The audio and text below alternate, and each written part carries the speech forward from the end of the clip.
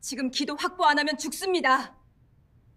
갑자기 쓰러진 백만장자 박 회장의 얼굴이 보랏빛으로 바뀌었습니다. 회의장은 순식간에 아수라장이 되었죠. 입사한 지 겨우 3일 차인 신임 여비서 수인은 본능적으로 회장에게 달려들었습니다. 그리고 회장의 주머니에서 반짝이던 금빛 만년필로 목을 정확히 짚었죠. 비서실장이 소리쳤습니다. 하지만 수인의 귀에는 어떤 말도 들리지 않았어요. 오직 살려야 한다는 생각뿐이었습니다. 도대체 무슨 일이 일어난 걸까요? 사연 시작 전 구독과 좋아요를 눌러주시고 어디서 듣고 계신지 댓글 남겨주시면 그곳으로 행운이 가득 깃들기를 바라겠습니다. 입사 3일 차 파견직 비서 수인은 백상그룹 본사 회장실 옆 탕비실에서 묵묵히 찻잔을 닦고 있었습니다. 하얀 도자기 잔을 수건으로 문지르는 손끝이 조심스러웠죠. 한 점의 얼룩도 지문 하나도 남기지 않으려는 듯 정성을 다했습니다. 동작 좀 봐라. 귀한 분들 기다리게 할 거야. 장 실장의 날카로운 목소리가 좁은 탕비실을 가득 채웠습니다. 수인은 고개를 더 깊이 숙였어요. 죄송합니다. 짧은 대답이었습니다. 변명도 설명도 없었죠. 파견직 신입이 할 수 있는 건 그저 죄송하다는 말뿐이었으니까요. 순간 어깨가 움츠러들었지만 수인은 깊게 숨을 들이켰습니다. 장 실장의 차가운 눈초리가 날아들었지만 그녀는 표정을 바꾸지 않았습니다. 마음은 흔들려도 쉽게 무너질 사람은 아니었습니다. 오늘은 중요한 임원 회의야. 실수하면 당장 짐 싸서 나가는 줄 알아. 장 실장은 수인을 위아래로 훑어보며 말했습니다. 그 시선에는 무시와 경멸이 가득했죠. 고작 파견직 따위가 감히 이곳에 발을 들였다는 듯이요. 곧이어 회의실 문이 열렸습니다. 검은 정장을 입은 임원들이 줄지어 들어왔어요. 그리고 맨 마지막에 백발이 성성한 노신사가 당당한 걸음으로 들어섰습니다. 백상그룹 회장 박정도. 재계 서열 5위 백상그룹의 수장답게 그의 등장만으로도 회의실 분위기가 숙연해졌습니다. 65세의 나이에도 꼿꼿한 자세와 날카로운 눈빛은 호랑이를 연상시켰죠. 회장님, 안녕하십니까? 임원들이 일제히 인사했습니다. 박 회장은 가볍게 손을 들어 답례하고는 상석에 앉았어요. 수인은 준비한 차를 쟁반에 올려 회의실로 들어갔습니다. 조심스럽게 소리 하나 내지 않으려 애쓰며 찻잔을 내려놓았죠. 박 회장 앞에 잔을 놓는 순간 그녀의 손이 미세하게 떨렸습니다. 입사 첫날 비서실 선배가 귀에 못이 박히도록 강조했던 말이 떠올랐어요. 회장님은 견과류 알레르기가 있으셔. 특히 호두는 위험 수치야. 이건 외부엔 비밀이고 비서실과 주치의 팀만 아는 극비사항이야. 절대로 견과류가 들어간 음식이 회장님 앞에 가면 안 돼. 그 말을 들었을 때 수인은 고개를 끄덕이며 마음속 깊이 새겼습니다. 생명과 관련된 일이니까요. 회의가 시작되었습니다. 임원들이 보고서를 펼치고 프레젠테이션이 시작되었죠. 수인은 탕비실로 돌아와 다음 준비를 했습니다. 1시간쯤 지났을까요? 회의 중간에 내놓을 고급 디저트가 도착했습니다. 한 임원이 회장님을 위해 특별히 준비했다며 외부 호텔에 직접 주문한 것이었습니다. 화려한 포장 상자 안에는 프랑스풍 디저트가 가지런히 담겨 있었습니다. 초콜릿 무스, 마카롱, 그리고 캐러멜이 올려진 타르트까지. 수인은 디저트를 접시에 옮겨 담으며 무심코 포장 박스를 집어들었습니다. 버리려던 참이었죠. 그런데 그 순간 박스 옆면에 깨알같이 적힌 글자가 눈에 들어왔습니다. 성분표였죠. 수인에게는 남들이 무심코 지나치는 아주 작은 글씨 하나도 놓치지 않는 예리한 습관이 있었어요. 수인의 눈매가 날카로워졌습니다. 밀가루, 설탕, 버터, 계란. 수인의 시선이 빠르게 글자들을 훑어 내려갔습니다. 그리고 어느 순간 수인의 눈동자가 멈췄어요. 호두 농축의 카뮤. 짧은 5글자였지만 수인의 얼굴에서 혈색이 싹 가셨습니다. 다시 한번 확인했어요. 분명했습니다. 호두가 들어있다는 표시가 선명하게 적혀 있었죠. 수인은 급히 고개를 돌려 회의실을 바라봤습니다. 유리창 너머로 보이는 회의실 안, 이미 누군가가 디저트 쟁반을 들고 들어가고 있었어요. 안 돼.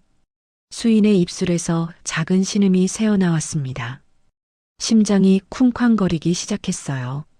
생각할 시간이 없었습니다. 수인은 포장 상자를 내던지고 회의실로 뛰어갔습니다. 복도를 달리는 수인의 발소리가 텅 빈 공간에 울려 퍼졌습니다. 파견직 비서가 이렇게 뛰는 건 있을 수 없는 일이었지만 지금은 그런 게 중요하지 않았어요. 회의실 문 앞에 도착한 수인은 숨을 헐떡이며 문고리를 잡으려 했습니다. 하지만 그 순간 문 앞을 지키고 있던 장 실장이 그녀를 가로막았어요. 지금 회장님 말씀 중이야. 어디 들어가려고. 장 실장의 목소리는 단호했습니다. 그의 얼굴은 벌겋게 달아올라 있었죠. 감히 파견직 주제에 회의실에 뛰어들려 한다는 게 믿기지 않는다는 표정이었습니다. 실장님, 디저트에 호두가. 수인은 다급하게 속삭였습니다. 하지만 장 실장은 손으로 그녀의 말을 막았어요. 쉿! 분위기 깨지 말고 조용히 있어. 장 실장의 눈이 무섭게 부라렸습니다. 수인은 입술을 깨물었어요. 유리창 너머를 보니 임원 한 명이 박 회장 앞에 디저트 접시를 내려놓고 있었습니다. 회장님, 특별히 준비한 디저트입니다. 임원의 아부하는 목소리가 희미하게 들려왔습니다. 박 회장이 만족스러운 미소를 지으며 고개를 끄덕였어요. 수인의 얼굴이 하얗게 질렸습니다.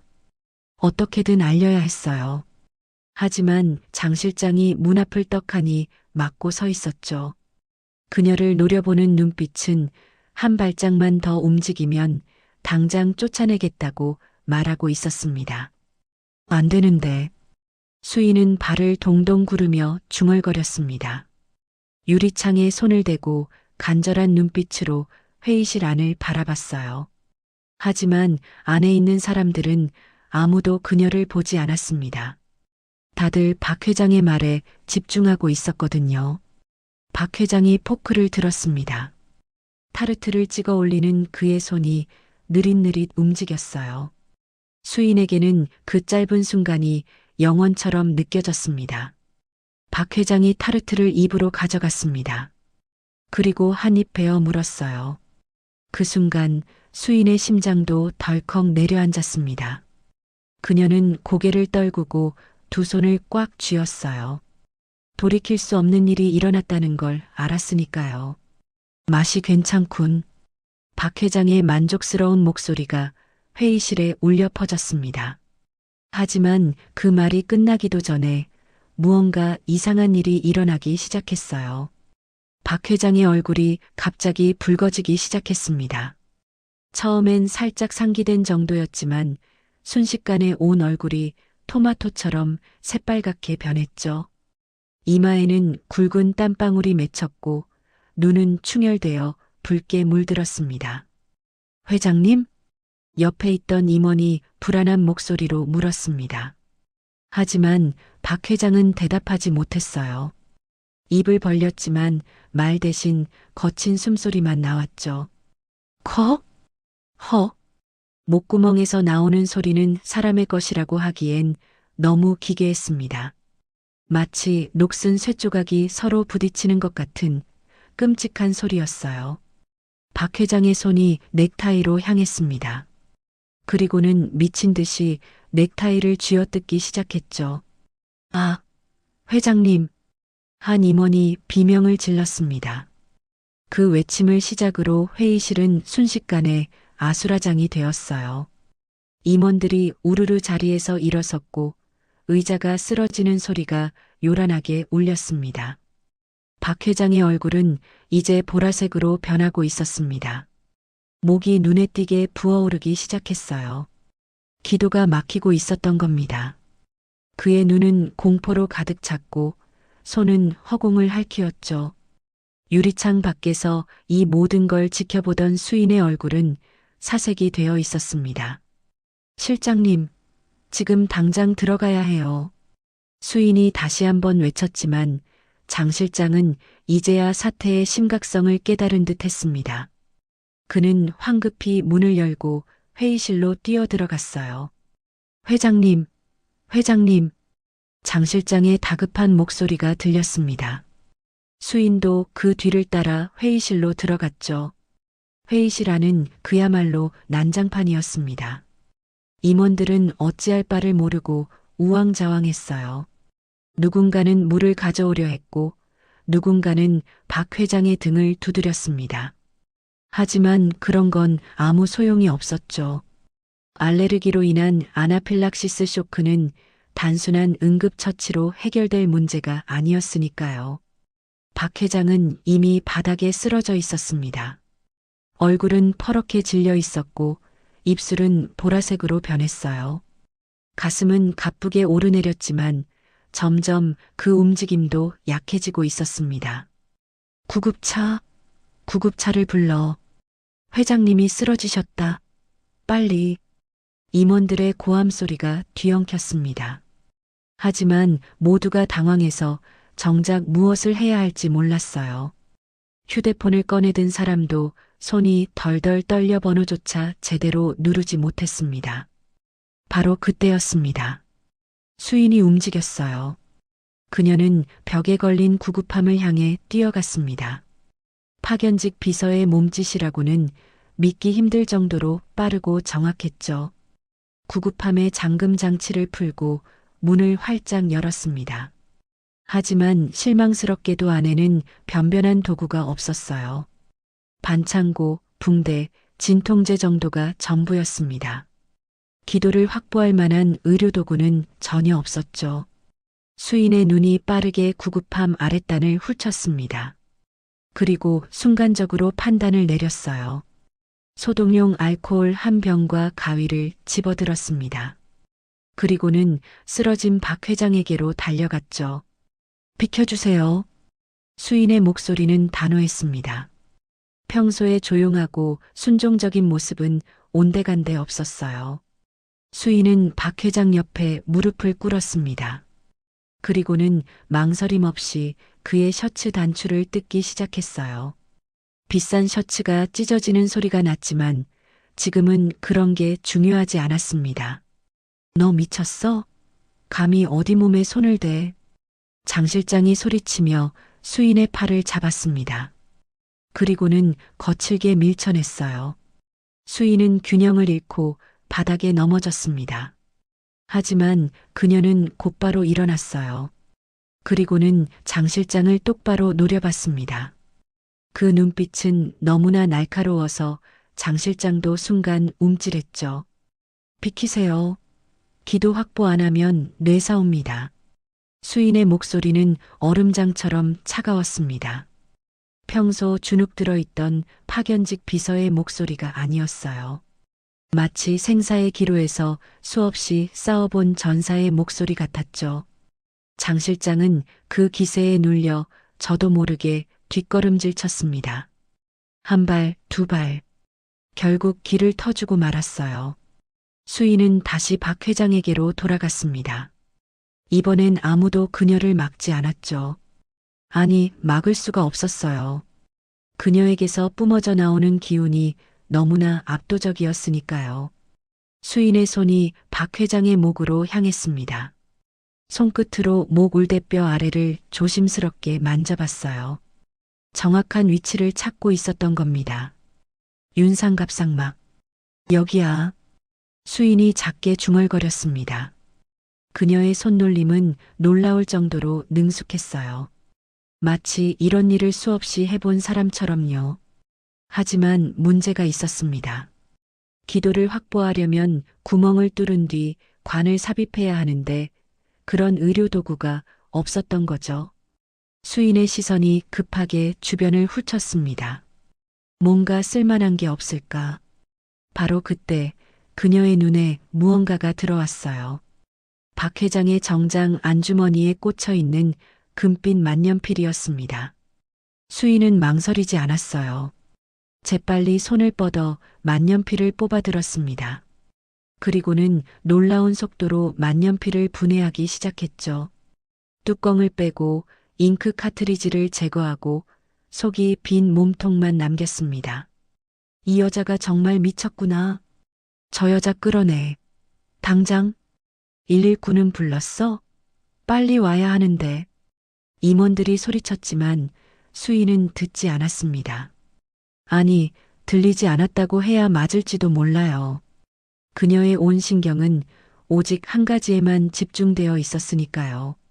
생명을 구하는 것. 수인은 가위를 집어들었습니다. 그리고는 알코올을 가위 날에 부었어요. 간이 소독이었죠. 완벽하지는 않지만 지금 상황에서는 최선이었습니다. 그녀는 깊게 숨을 들이켰습니다. 그리고는 가위 끝을 박 회장의 목에 대었어요. 회의실 안이 순간 조용해졌습니다. 모든 사람이 숨을 죽였죠. 파견직 비서가 회장의 목에 가위를 대고 있는 광경은 너무나 충격적이었으니까요. 수인의 손은 떨리지 않았습니다. 오히려 무서울 정도로 안정적이었어요. 가위 끝이 피부를 살짝 눌렀습니다. 그리고는 슥 아주 작은 소리와 함께 피부가 갈라졌습니다. 정확히 1cm 정도. 더도 말고 덜도 말고 딱 필요한 만큼만이었어요.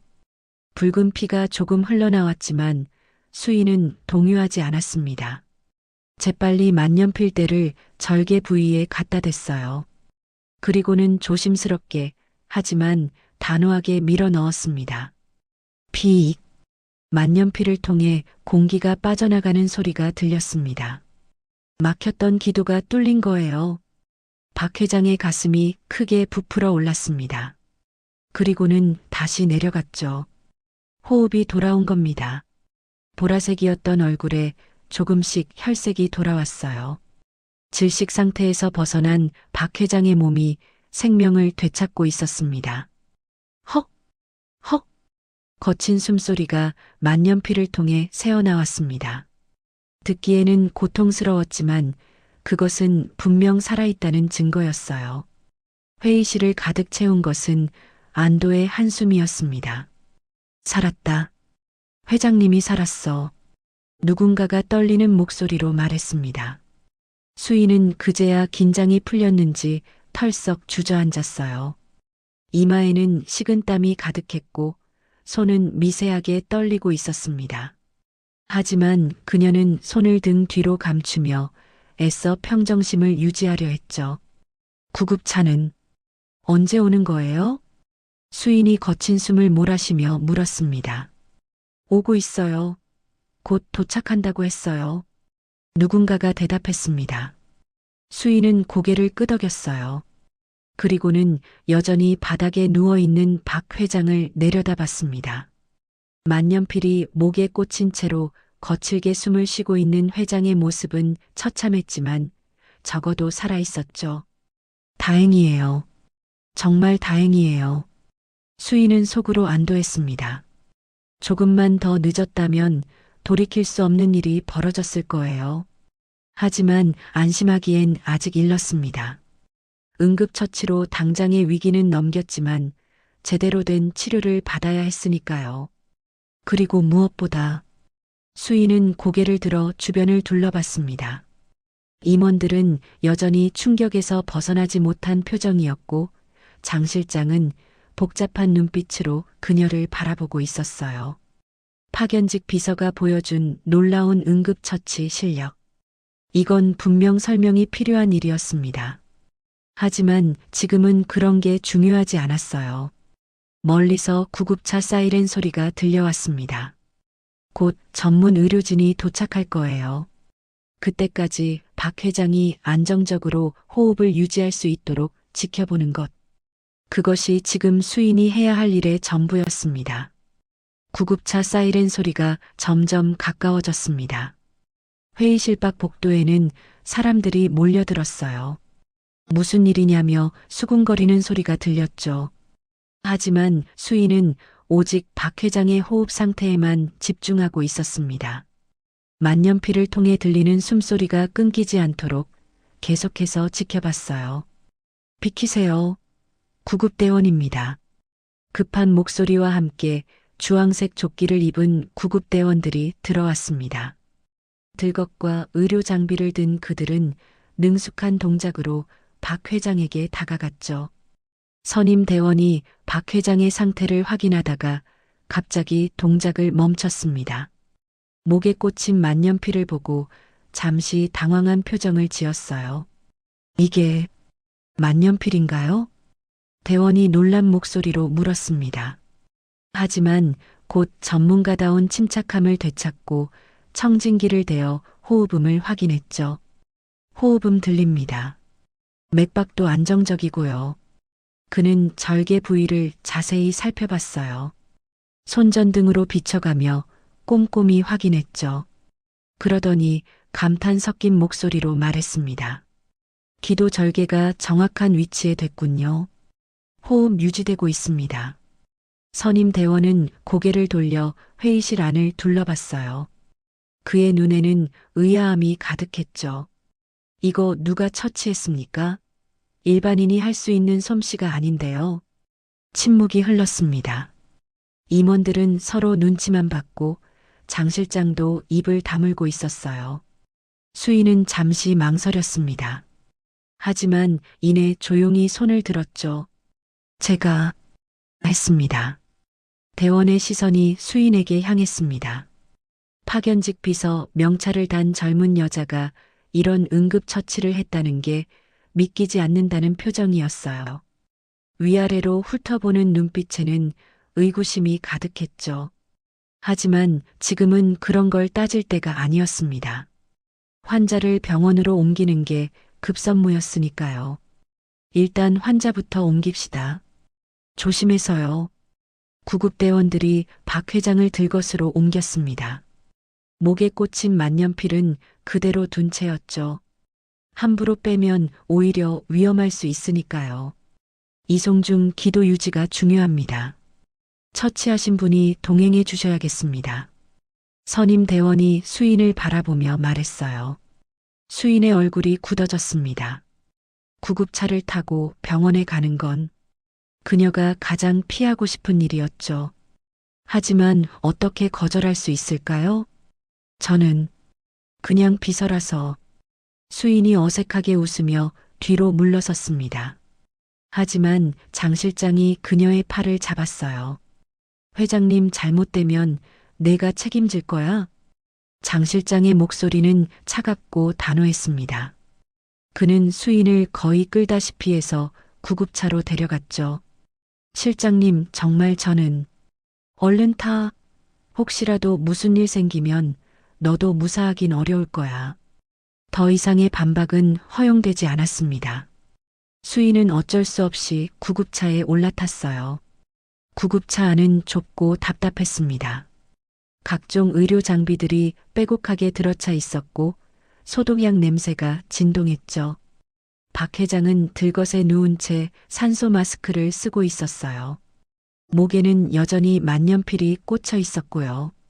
구급대원이 혈압과 맥박을 체크하며 무전기로 보고했습니다. 환자 상태 안정적입니다.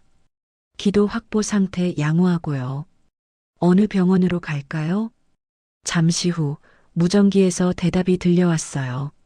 환자 주치의가 있는 대한대학병원으로 이송하라. 대한대학병원.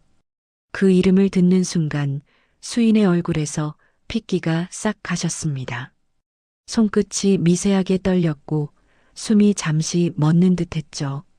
그곳만은 정말로 가고 싶지 않았습니다. 왜인지 아무도 알 수 없었죠. 단지 수인의 눈빛만이 그 이유를 말해주고 있었습니다. 다른 병원으로 가면 안 될까요? 수인이 떨리는 목소리로 장 실장에게 물었습니다. 가까운 곳도 많은데 삼성병원이나 서울대병원도 있고 수인의 호흡이 가빠지고 심장이 미친 듯이 뛰었어요. 장 실장이 그녀를 노려봤어요. 무슨 헛소리야? 회장님 차트가 다 거기에 있는데. 하지만은 무슨, 내가 뭔데 병원을 정해? 장 실장의 일갈에 수인은 입을 다물었습니다. 더 이상 뭐라고 할 수가 없었어요. 구급차가 속도를 내기 시작했습니다. 사이렌 소리가 요란하게 울렸고 차는 신호를 무시하며 질주했죠. 평소라면 30분은 걸릴 거리를 15분 만에 달려가고 있었어요. 수인은 무릎 위에 올려놓은 손을 꽉 쥐었습니다. 손톱이 손바닥에 박힐 정도로 세게 쥐었지만 그래도 떨림은 멈추지 않았어요. 창밖으로 익숙한 풍경이 스쳐 지나갔습니다. 점점 가까워지는 병원 건물이 보였어요. 안 돼. 거기 가면 안 돼. 수인의 머릿속은 온통 도망치고 싶다는 생각뿐이었습니다. 지금이라도 구급차 문을 열고 뛰어내리고 싶었어요. 하지만 그럴 수는 없었죠. 박 회장의 상태를 지켜봐야 했으니까요.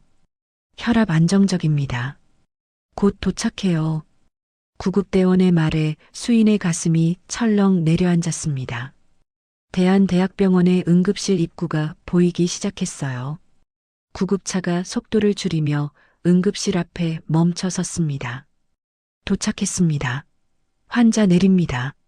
구급대원들이 재빠르게 움직였어요. 뒷문이 열리고 들것이 밖으로 나왔죠. 수인은 마지막까지 망설였습니다. 이대로 구급차 안에 남아있고 싶었어요. 하지만 장 실장이 그녀의 팔을 잡아 끌었습니다. 뭐해? 빨리 내려. 어쩔 수 없이 구급차에서 내린 수인은 고개를 푹 숙였어요. 최대한 눈에 띄지 않으려는 듯이요. 응급실 자동문이 열렸습니다. 소독약 냄새와 함께 차가운 공기가 얼굴을 스쳤어요. 그 냄새는 3년 전과 똑같았습니다. 마치 시간이 멈춘 것처럼요. 박정도 회장님 들어갑니다. 아나필락시스 쇼크에 기도 절개 상태. 구급대원의 외침에 응급실 안이 부산해졌습니다. 의료진들이 우르르 달려 나왔어요. 박 회장의 들것이 급하게 안으로 들어갔습니다. 수인은 죄인처럼 고개를 숙인 채 뒤를 따랐어요.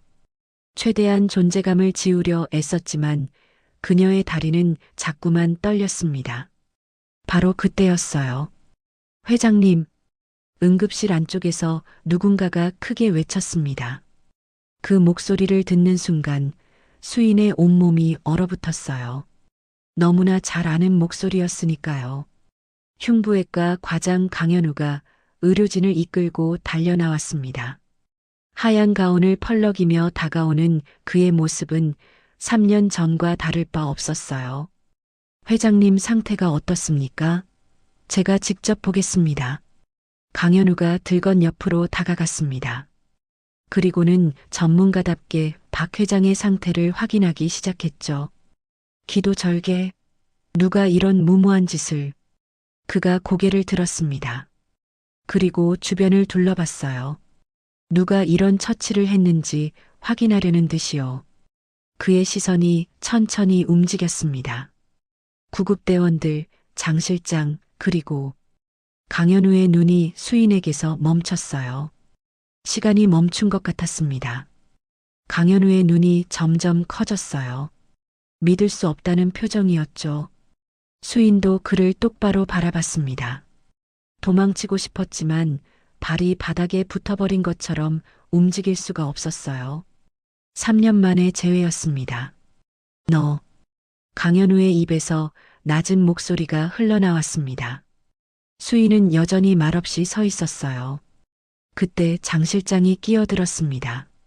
강 과장님, 회장님 상태부터 보셔야죠. 강현우는 잠시 수인을 노려보다가 이내 고개를 돌렸어요. 지금은 환자가 우선이었으니까요. 처치실로 옮깁니다. 빨리. 의료진들이 박 회장을 처치실로 옮기기 시작했습니다. 강현우가 걸어가다가 잠시 멈췄어요. 그리고는 고개를 돌려 수인을 바라봤죠. 그의 입가에 비웃음이 번졌습니다. 마치 내가 왜 여기 있지? 라고 묻는 듯한 표정이었어요. 수인은 그 시선을 피하지 않았습니다. 떨리는 다리를 붙잡고 꼿꼿이 서 있었어요. 3년 전엔 무너졌지만 지금은 달랐으니까요. 적어도 겉으로는 그래 보이려고 애썼습니다. 이수인? 그가 천천히 이름을 불렀습니다. 마치 더러운 것을 씹어뱉듯이요.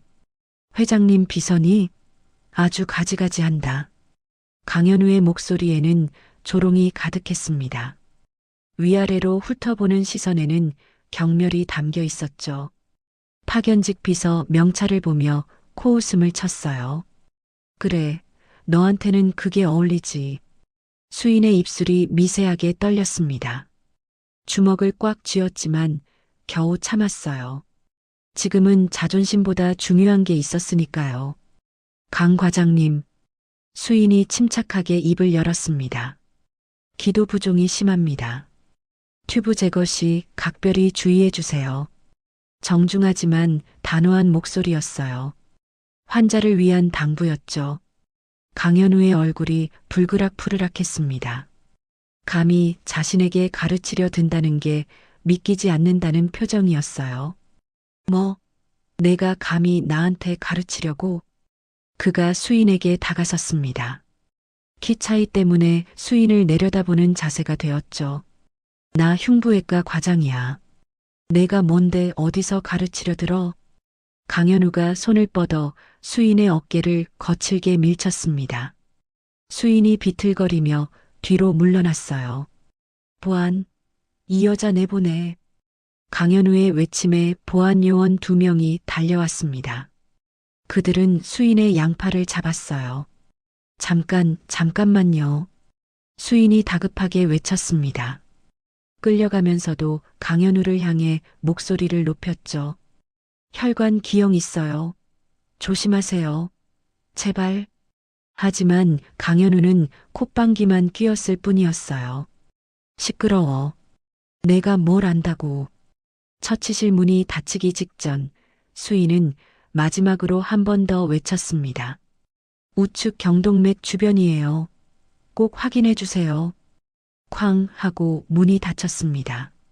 처치실 안 의료진들이 분주하게 움직이는 가운데 박 회장은 희미한 의식 속에서 모든 걸 들었어요. 수인의 간절한 외침과 강현우의 오만한 태도를. 비록 또렷하지는 않았지만 그 순간의 기억은 그의 머릿속에 각인되었습니다. 응급실 밖 복도. 보안 요원들에게 쫓겨난 수인은 벽에 기대어 서 있었습니다.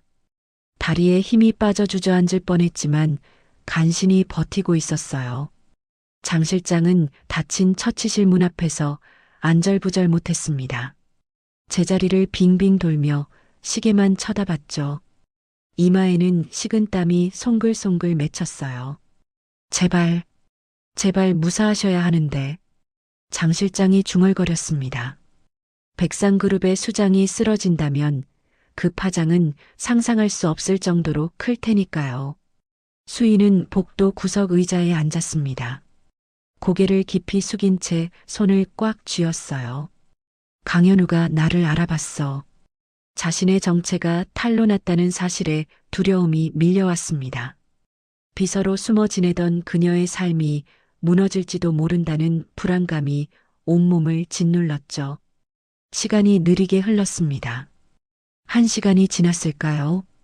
아니면 2시간이었을까요? 처치실 문이 열렸습니다. 강현우가 나왔어요. 이마에는 땀이 흐르고 있었죠. 어떻습니까? 회장님은? 장 실장이 다급하게 물었습니다. 강현우가 피곤한 표정으로 답했어요. 위기는 넘겼습니다. 기도는 확보했고 알레르기 반응도 진정되고 있습니다. 장 실장은 그제야 다리에 힘이 풀렸는지 옆에 있던 의자에 털썩 주저앉았어요. 다행이다. 정말 다행이다. 안도의 한숨을 내쉬며 눈물까지 글썽였죠. 강현우가 수인 쪽을 흘끔 쳐다봤습니다. 그런데 정말 운이 좋으셨습니다. 조금만 늦었으면 큰일 날 뻔했어요. 그는 마지못해 인정하는 듯 했어요. 응급처치가 적절했습니다. 그리고 강현우가 잠시 말을 멈췄습니다. 자존심이 상하는 듯 했지만 의사로서 사실을 말해야 했죠. 혈관 기형도 정말 있었습니다. 우측 경동맥 주변에 조심해서 처치했어요. 수인은 고개를 들지 않았습니다. 그저 조용히 앉아 있을 뿐이었죠. 장 실장이 수인을 돌아봤어요. 복잡한 표정이었습니다.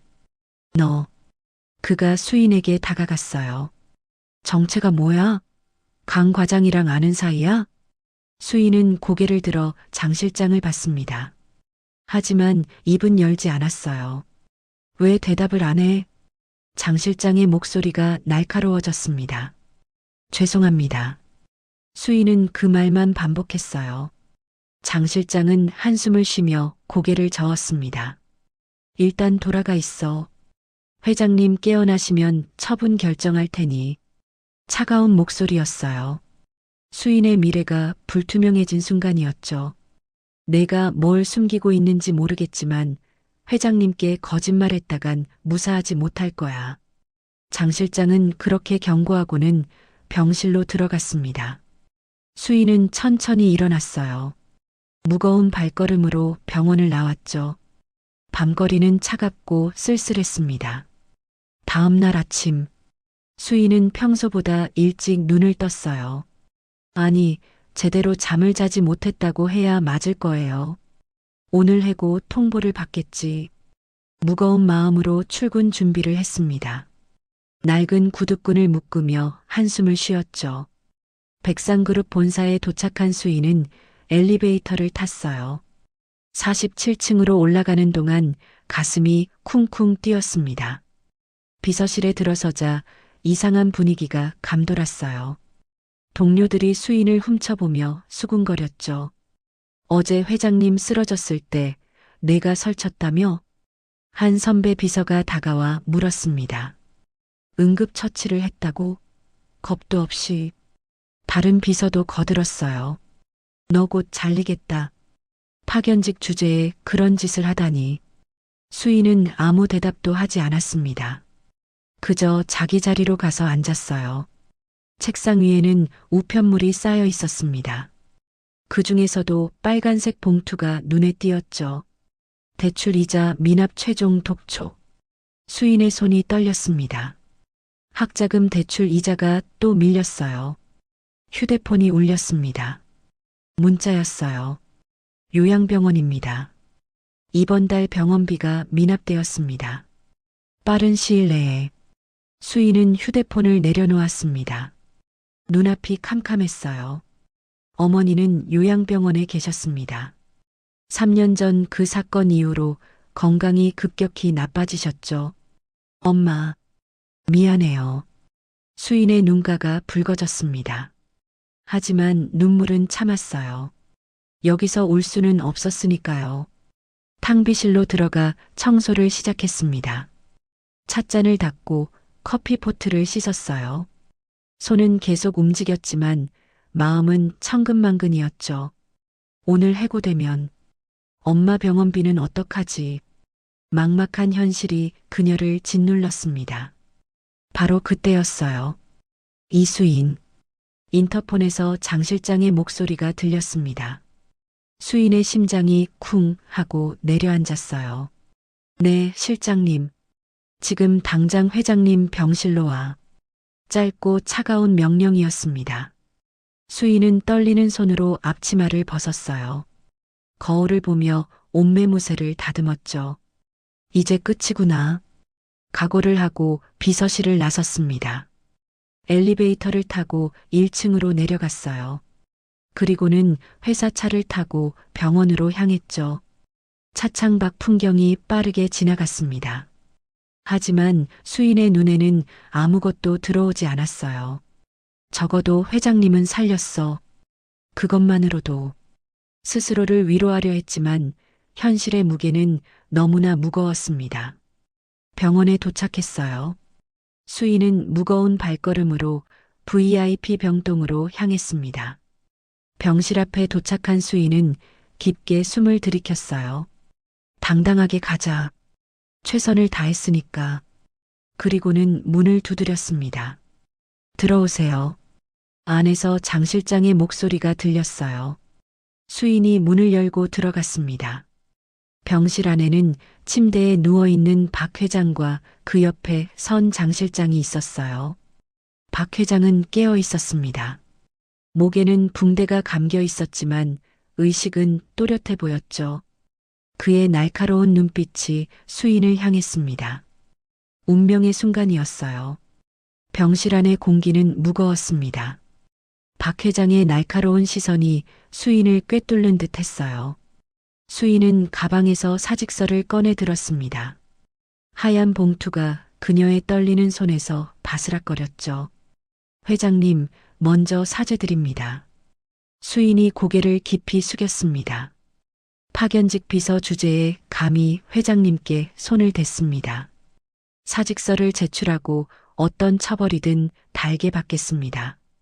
그런데 예상과 달리 박 회장의 입가에 미소가 번졌어요. 어서 오게.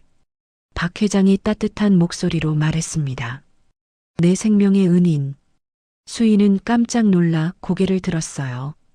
박 회장은 침대에서 몸을 일으켜 앉으며 그녀를 바라봤습니다. 눈빛에는 호기심과 감사가 섞여 있었죠. 사직서는 집어넣게. 내가 부른 건 해고하려는 게 아니야. 박 회장은 수인에게 가까이 오라고 손짓했습니다. 수인은 망설이다가 조심스럽게 다가갔어요. 내 목을 찌를 때 자네의 눈빛, 보통 담력이 아니었어. 박 회장의 목소리에는 감탄이 묻어났습니다. 1초의 망설임도 없었지. 마치 수백 번은 해본 사람처럼 정확했고, 수인은 아무 말도 하지 못했습니다. 그리고 강 과장이 쩔쩔매던 혈관 기형까지 알고 있었지. 박 회장이 몸을 앞으로 기울였어요. 내 의료 기록은 극비야. 주치의와 극소수 의료진만 아는 내용인데 파견직 비서가 어떻게 알았을까? 수인의 얼굴이 창백해졌습니다. 박 회장은 수인의 눈을 똑바로 들여다봤어요. 그 눈빛은 마치 영혼까지 꿰뚫어 보는 듯했죠. 자네 비서 아니지? 단도직입적인 질문이었습니다. 진짜 정체가 뭐야? 솔직하게 말해봐. 침묵이 흘렀습니다. 수인은 입술을 깨물며 고민했어요. 더 이상 숨길 수 있을까? 아니, 이미 들통난 것 같은데. 마침내 수인이 떨리는 입술을 열었습니다. 저는 목소리가 갈라졌어요. 깊게 숨을 들이켜고 다시 시작했죠. 3년 전 이곳의 의사였습니다. 박 회장의 눈이 커졌습니다. 하지만 놀라기보다는 뭔가 짐작했다는 표정이었어요. 계속하게 박 회장이 조용히 말했습니다. 순간 수인의 시선이 흔들렸어요. 그 한마디를 계기로 오래 잠궈두었던 기억의 방이 저절로 열리는 듯 했습니다. 하지만 수인은 아무 말도 하지 않았습니다. 입술을 조금 떼는 듯 하더니 끝내 닫혔죠. 그저 눈빛이 흐릿해졌을 뿐이었습니다. 그리고 수인의 마음속에서만 3년 전의 장면들이 파도처럼 밀려오기 시작했죠. 3년 전 대한대학병원 응급실. 새벽 3시 형광등 불빛 아래에서 한 젊은 여의사가 컵라면을 먹고 있었습니다. 그녀의 이름표에는 흉부외과 레지던트 이수인이라고 적혀 있었죠. 또 컵라면이야? 동료 레지던트가 지나가며 혀를 찼습니다. 집에는 언제 가봤어? 수인은 웃으며 대답했어요. 사흘 전에 갔는걸요. 잠깐 씻으러요. 미쳤구나. 그러다 쓰러져. 하지만 수인은 개의치 않았습니다. 그녀의 눈은 여전히 환자 차트에 고정되어 있었죠. 오전 8시 교수 회진 시간. 강현우 과장이 레지던트들을 이끌고 병실을 돌았습니다. 703호실 김 씨는 어때? 강현우가 귀찮다는 듯 물었어요. 수술 후 경과 양호합니다. 활력 징후도 안정적이고요. 수인이 또박또박 보고했습니다. 그래, 그럼 됐어. 다음. 강현우는 환자를 쳐다보지도 않고 지나갔어요. 하지만 수인은 뒤에 남았습니다. 할아버지, 아침은 드셨어요? 수인이 환자에게 다정하게 물었어요. 아이고, 선생님. 또 오셨네요. 어젯밤에도 오시더니. 환자가 감동한 표정으로 말했습니다. 새벽에 가슴이 좀 답답하셨다고요? 제가 심전도 한 번 더 찍어볼게요. 수인의 세심한 배려에 환자들은 그녀를 날개 없는 천사라고 불렀습니다. 그날 저녁 의국. 강현우는 고급 양복을 입은 제약회사 직원과 마주 앉아 있었어요. 과장님, 이번에 신약 설명회가 있는데요. 제주도에서 하거든요. 제주도? 좋지. 강현우가 희죽거렸습니다. 물론 항공료와 숙박비는 저희가. 당연하지. 하하. 그때 수인이 의국에 들어왔어요. 과장님, 내일 수술 환자 차트입니다. 아, 그래. 거기 놔둬. 강현우는 수인을 거들떠보지도 않았습니다. 수인이 나가자 제약회사 직원이 물었어요. 저 레지던트 열심히 하네요? 열심히? 그냥 설치는 거지. 건방지게. 강현우의 목소리에는 시기심이 가득했습니다. 실력도 별로인데 환자들한테만 인기 좋아. 쓸데없이. 사실은 정반대였죠. 수인의 실력은 레지던트 중 최고였고 그것이 강현우를 불편하게 만들었던 겁니다. 당직실 새벽 2시. 수인은 쪽잠을 자다가 호출을 받고 벌떡 일어났어요. 응급 환자입니다. 교통사고로 대량 출혈. 그녀는 잠이 덜 깬 얼굴로 수술실로 뛰어갔습니다. 과장님은요? 연락이 안 돼요. 이대로면 5분 안에 심정지옵니다.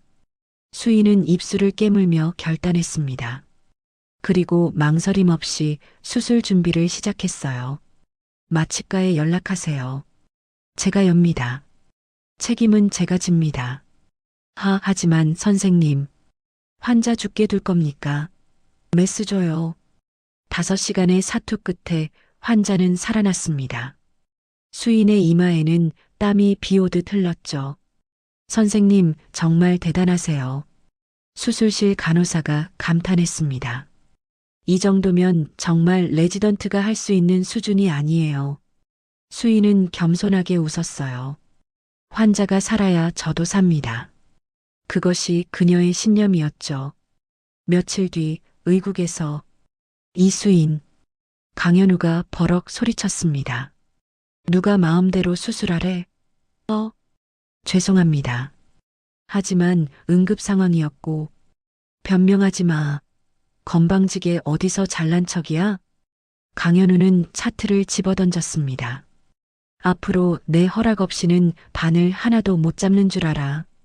수인은 고개를 숙였지만 눈빛은 꺾이지 않았어요. 실력으로 증명하면 돼. 언젠가는 인정받을 거야. 그녀는 그렇게 믿었습니다. 언젠가 흉부외과 최고의 전문의가 되는 날을 꿈꾸며. 하지만 운명은 잔인했죠. 운명의 그날이었어요. 오늘 수술 집도는 내가 한다. 강현우가 수술실에 들어오며 말했습니다. 그런데 수인은 뭔가 이상함을 느꼈어요. 강현우에게서 술 냄새가 났던 겁니다. 과장님, 수인이 조심스럽게 다가갔어요. 오늘 컨디션이 안 좋으신 것 같은데. 무슨 소리야? 나 멀쩡해. 강현우가 버럭 소리쳤습니다. 하지만 그의 손은 미세하게 떨리고 있었죠. 수술이 시작되었습니다. 메스. 강현우가 메스를 받아들었어요. 하지만 손의 떨림은 점점 심해졌습니다. 과장님, 손이 너무 떨리십니다. 수인이 다급하게 말했어요. 수술을 멈춰주세요. 닥쳐. 건방 떨지 마. 강현우는 오기로 메스를 잡았습니다. 그리고 투둑하는 소리와 함께 바이탈 모니터의 붉은 경고등이 요란하게 번쩍였습니다. 안 돼. 대동맥을 건드린 겁니다. 삐익, 삐익. 경고음이 요란하게 울렸어요. 심박수가 급격히 떨어지기 시작했습니다. 비키세요. 지혈해야 합니다. 수인이 다급하게 환자에게 손을 뻗었습니다. 하지만 강현우가 그녀를 거칠게 밀쳤어요. 내가 내 팔을 쳤잖아. 내가 건드려서 터진 거야. 무슨 소리예요? 지금 그게 중요해요? 환자가 죽어요. 하지만 강현우는 발작하듯 소리만 질렀습니다. 다 내 탓이야. 내가 방해해서. 결국 골든타임을 놓쳤고 환자는 사망했습니다. 수술실은 피로 물들었고 수인은 망연자실했어요. 2시간 뒤 원장실. 수술실에서 내가 실수한 걸로 해. 병원장이 차갑게 말했습니다. 강현우는 옆에서 비열하게 웃고 있었죠. 말이 안 됩니다. 제가 왜 그런 거짓말을. 수인이 울부짖었어요. 거부하면 아픈 내 어머니 평생 병원 구경 못하게 만들겠다. 병원장의 협박에 수인은 몸을 떨었습니다. 우리 병원뿐 아니라 전국 어디서도 치료 못 받게 해주지. 믿지 않으면 해봐. 악마, 악마들. 수인의 절규는 무시되었습니다.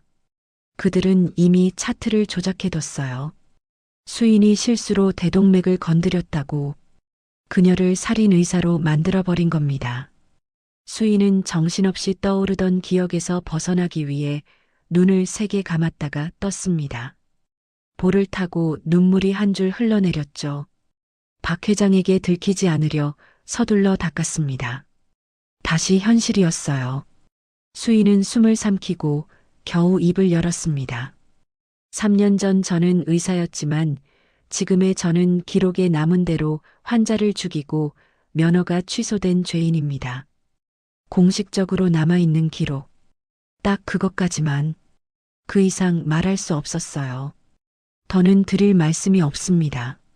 수인은 고개를 숙인 채 3년 전의 진실은 가슴 깊이 묻었습니다. 박 회장은 잠시 말이 없었습니다. 그가 수인을 바라보는 눈빛은 이전보다 훨씬 더 깊고 날카로워져 있었죠. 박 회장은 천천히 입을 열었습니다. 기록은 그렇게 남았다. 그의 목소리는 낮고 무겁게 가라앉아 있었어요. 하지만 내가 본 건 기록과 다른 것 같네. 수인이 고개를 들었습니다. 눈가가 붉게 물들어 있었죠. 박 회장은 수인을 날카롭게 응시했습니다. 자네가 내 목을 찌를 때 박 회장의 눈빛이 더욱 깊어졌습니다. 그 순간 자네 손끝엔 두려움이 없었네. 오직 살려야 한다는 간절함만 있었지. 수인의 입술이 파르르 떨렸습니다. 사람을 죽인 손기술이 아니었어. 박 회장이 천천히 말을 이었습니다. 나를 살린 건 생명에 대한 간절함이 담긴 진짜 의사의 손이었네. 그 말을 듣는 순간 수인의 눈에서 참았던 눈물이 툭 하고 떨어졌습니다. 3년간 단 한 번도 자신을 믿어주는 사람이 없었어요. 모두가 그녀를 살인 의사라고 손가락질했죠. 억울해도 분해도 아무 말할 수 없었습니다. 하지만 지금 이 순간 처음으로 누군가가 진실을 봐주었습니다. 죄송합니다. 수인은 그 말만 겨우 남긴 채 도망치듯 병실을 빠져나갔습니다. 더 이상 눈물을 참을 수 없었으니까요. 복도로 나온 수인은 벽에 기대어 섰습니다. 가슴이 터질 것 같았어요. 3년 만에 처음으로 자신을 믿어주는 어른을 만난 감격에 온몸이 떨렸습니다. 병실 안. 박 회장은 닫힌 문을 한참 동안 바라봤습니다.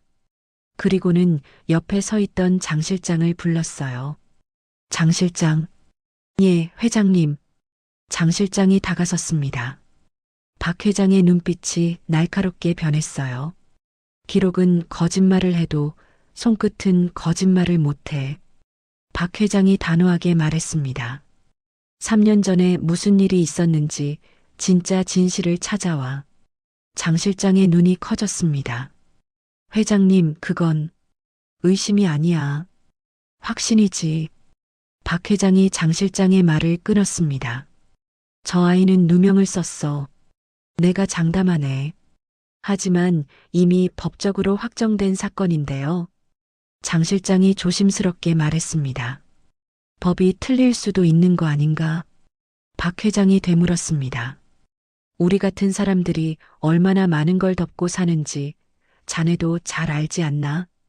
장 실장은 입을 다물었어요. 회장의 말이 맞았으니까요. 당장 시작하게. 돈이 얼마가 들든 시간이 얼마나 걸리든 상관없어. 박 회장의 목소리에는 강한 의지가 담겨 있었습니다. 내 생명의 은인이 억울한 누명을 쓴 채 살게 할 순 없네. 알겠습니다.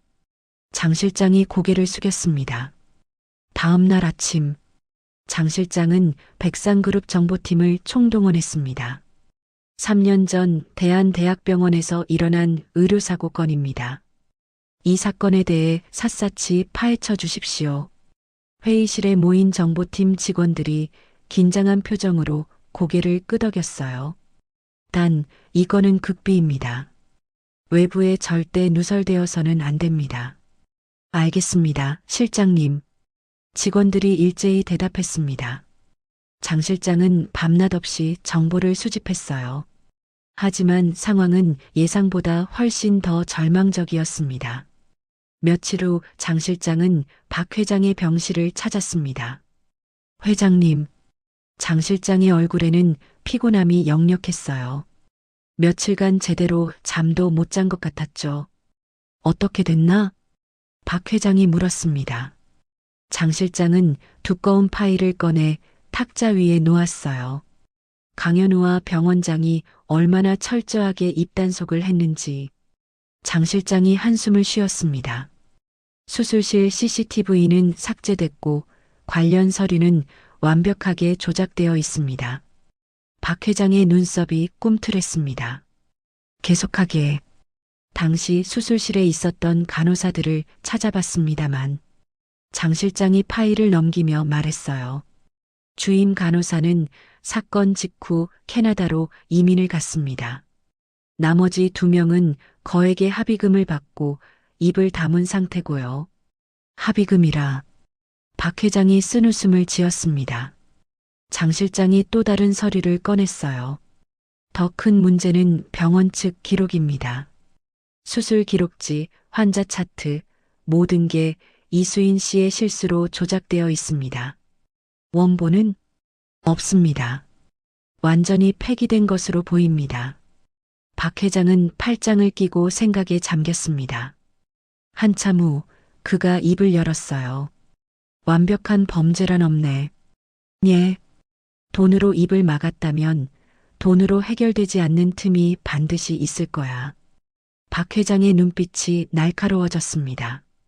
사람은 완벽하지 않거든. 어딘가에 반드시 허점이 있어. 장 실장이 고개를 끄덕였습니다. 아무리 작은 단서라도 좋으니 병원을 떠난 사람을 집중적으로 찾아보게. 박 회장이 지시했습니다. 돈을 받지 않은 사람, 양심의 가책을 느끼는 사람, 그런 사람이 반드시 있을 거야. 알겠습니다. 장 실장은 다시 조사에 착수했습니다. 이번엔 방향을 바꿨어요. 돈을 받은 사람이 아니라 사건 이후 병원을 떠난 사람들을 추적하기 시작했죠. 사흘 밤낮을 센 끝에 장 실장은 중요한 단서를 찾아냈습니다. 마취과 의사. 장 실장이 컴퓨터 화면을 들여다보며 중얼거렸어요. 당시 마취를 담당했던 최민호 의사. 그는 사건 직후 갑자기 사표를 내고 잠적했습니다. 왜 갑자기 떠난 거지? 장 실장은 최민호의 행적을 추적했어요. 병원을 떠난 후 그는 서울의 집을 정리하고 강원도로 내려갔습니다. 그리고는 산골 마을에 허름한 집을 사서 혼자 살고 있었죠. 찾았다. 장 실장의 눈빛이 빛났습니다. 유일한 살아있는 증거. 장 실장은 곧바로 차에 올랐습니다. 강원도까지는 3시간이 걸렸어요. 장 실장은 쉬지 않고 차를 몰았습니다. 해가 저물 무렵 장 실장은 산골 마을에 도착했습니다. 좁은 길을 따라 올라가니 낡은 슬레이트 지붕의 집이 보였어요. 장 실장은 차에서 내려 집 앞으로 걸어갔습니다. 똑똑똑. 문을 두드렸어요. 누구세요? 안에서 떨리는 목소리가 들렸습니다. 백상그룹 비서실 장 실장이라고 합니다. 최민호 선생님과 잠깐 이야기를 나누고 싶습니다. 모르는 사람입니다. 돌아가세요. 최민호의 목소리는 공포에 질려 있었어요. 3년 전 대한대학병원 일로 왔습니다.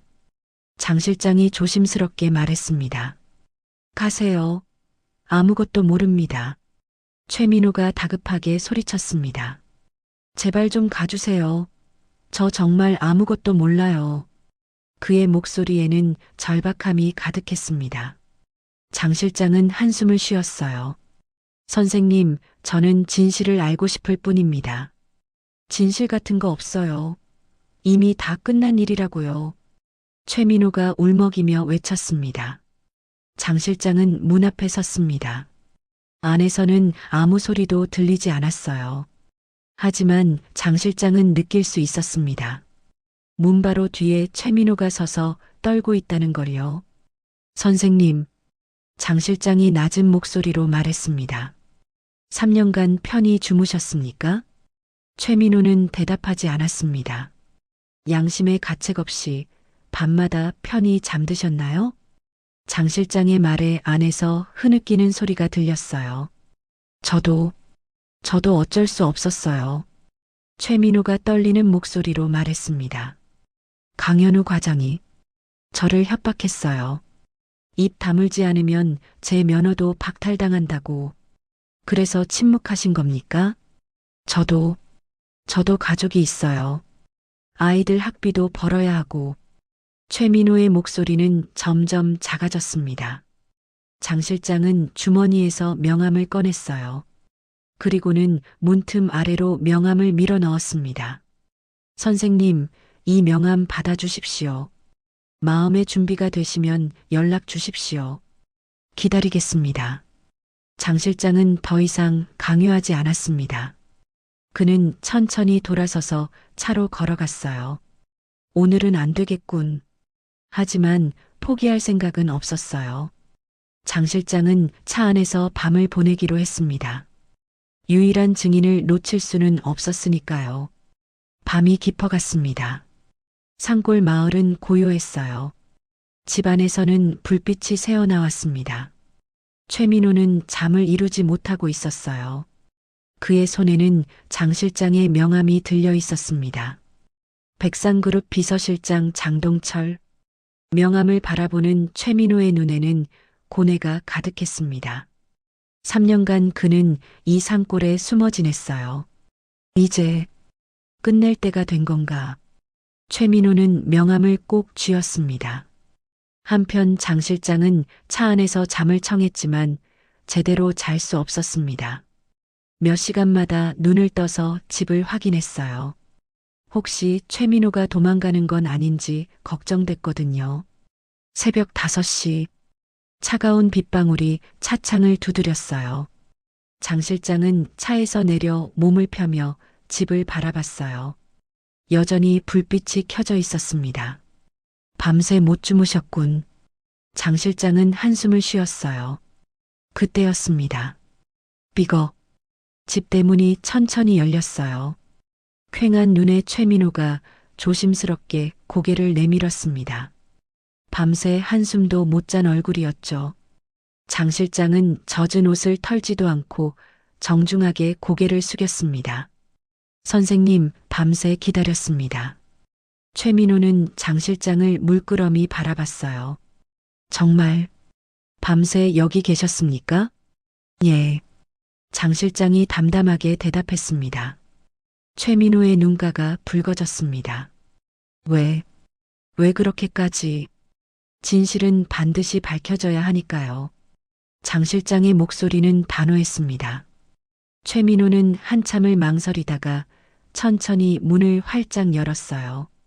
들어오세요. 장 실장은 집 안으로 들어갔습니다. 낡은 집 안은 텅 비어 있었어요. 가구라곤 작은 책상과 침대가 전부였죠. 마치 언제든 떠날 준비가 된 것처럼요. 앉으세요. 최민호가 의자를 권했습니다.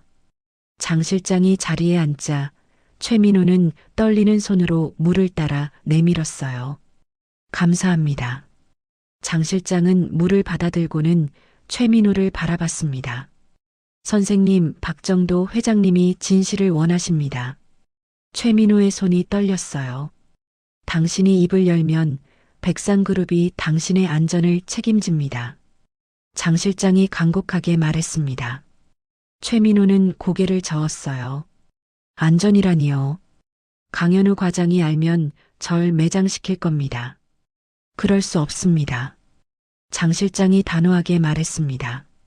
백상그룹이 당신을 지킬 겁니다. 회장님께서 직접 약속하셨습니다. 최민호는 여전히 두려움에 떨고 있었어요. 선생님도 아시지 않습니까?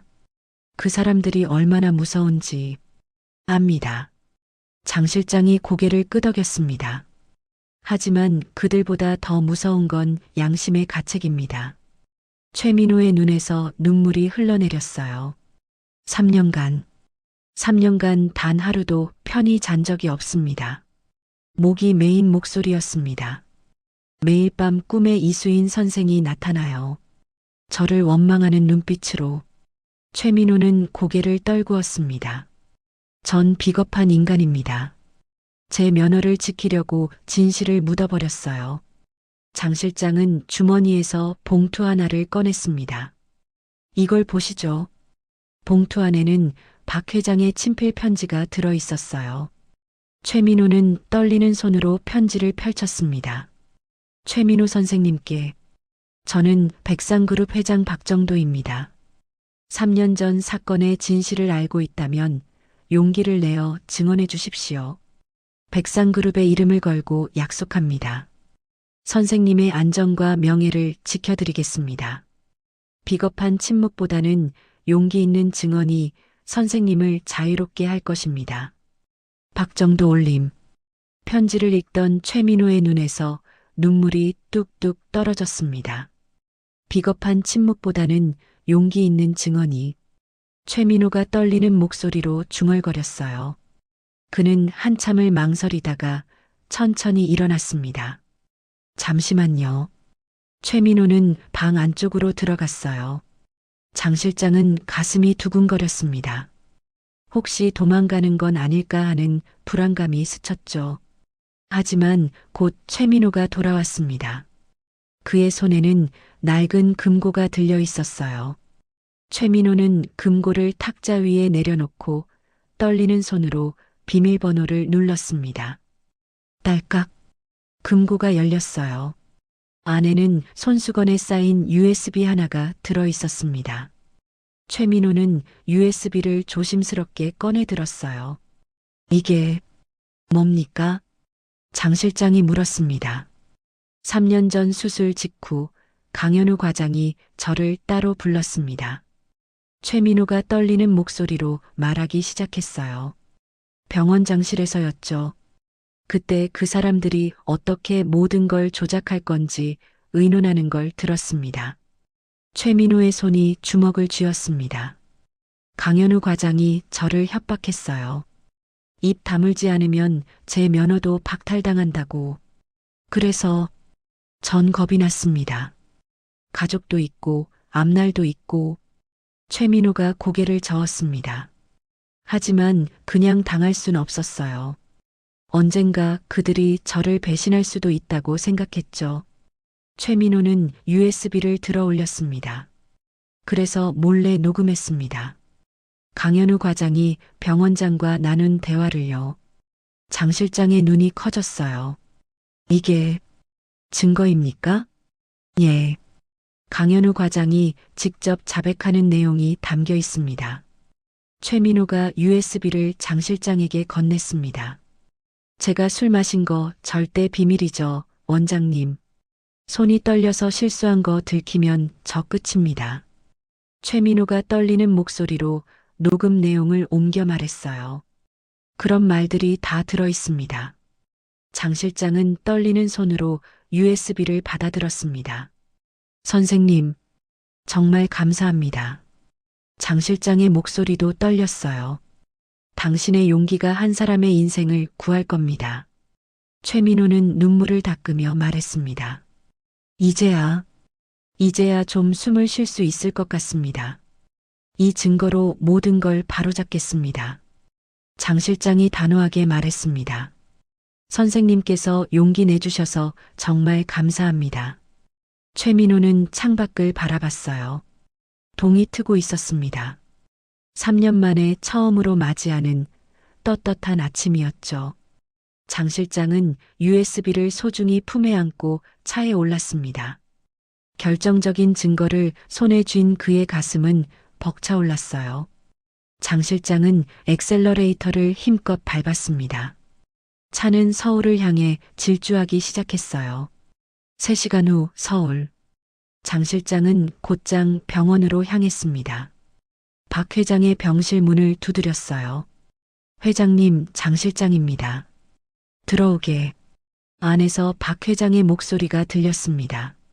장 실장이 문을 열고 들어가자 박 회장은 침대에 앉아 신문을 보고 있었어요. 어떻게 됐나? 박 회장이 신문을 내려놓으며 물었습니다. 장 실장은 주머니에서 USB를 꺼내 탁자 위에 올려놓았어요. 증거를 확보했습니다. 박 회장의 눈빛이 날카로워졌습니다. 이게 강현우 과장이 직접 자백하는 녹음 파일입니다. 장 실장이 설명했습니다. 당시 마취가 의사가 보험용으로 몰래 녹음해뒀던 겁니다. 박 회장은 USB를 집어들었어요. 들어보세.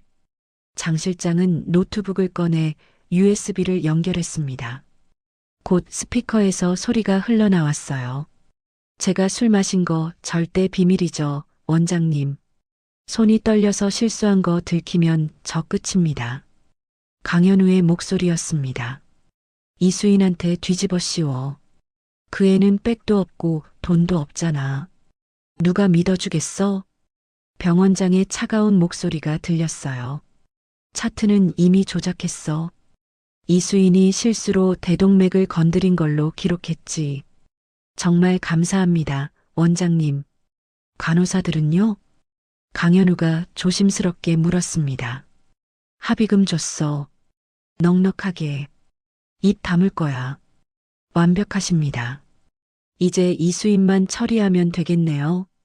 녹음은 거기서 끝났습니다. 박 회장은 주먹을 불끈 쥐었어요. 온몸이 분노로 떨렸습니다. 이런 쓰레기 같은 놈들이. 박 회장의 목소리는 낮게 가라앉아 있었지만 그 안에는 엄청난 분노가 담겨 있었어요. 회장님, 진정하십시오. 장 실장이 걱정스럽게 말했습니다. 박 회장은 깊게 숨을 들이켰습니다. 그리고는 차갑게 말했어요. 내일 아침 병원장과 강현우를 내 병실로 호출해. 예, 회장님. 아주 은밀하게. 아무도 눈치채지 못하게. 박 회장의 눈빛은 서리발처럼 차가웠습니다. 알겠습니다. 장 실장이 고개를 숙였습니다. 그날 저녁, 강현우는 병원 과장실에서 술을 마시고 있었어요. 회장님이 나를 부르셨다고? 하하. 강현우는 기분이 좋았습니다. 분명 포상을 주시려는 거야. 회장님 목숨을 구했으니까. 그는 거울을 보며 넥타이를 매만졌어요. 내일 뭘 입고 가지? 역시 이 정장이 제일 잘 어울리는군.